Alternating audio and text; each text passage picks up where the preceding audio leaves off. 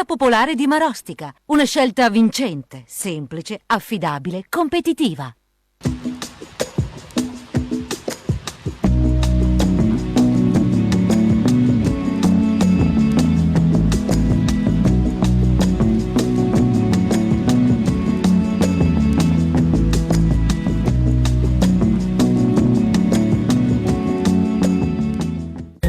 Giovedì 10 aprile, San Terenzio Martire.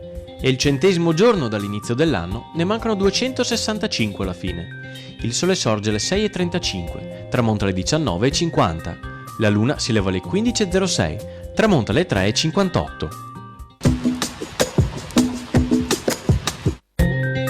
Un decreto del doge Ordelafo Falier ordina il trasporto del vescovado di Malamocco, dei suoi arredi sacri e dei libri e delle sacre reliquie, a Chioggia. L'intera isola di Malamocco, con tutte le sue case e tutti i suoi ricchi fondachi, era sparita in fondo al mare durante un terribile fortunale alla fine del mese di gennaio. L'acqua aveva superato tutte le spiagge ed, entrata con furia devastatrice attraverso le buche dei porti, aveva distrutto tutta la laguna.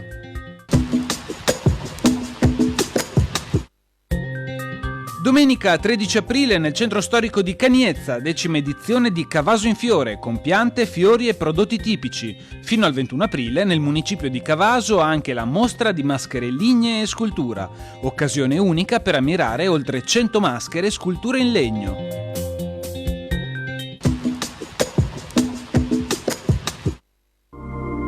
Le previsioni per domani: alternanza di nuvolosità variabile e zone di sereno, precipitazioni in prevalenza assenti, al più qualche breve pioggia in montagna dal pomeriggio. Temperature: in pianura senza variazioni di rilievo di notte e un po' in calo di giorno rispetto a ieri, in montagna in aumento di notte e senza variazioni di rilievo di giorno.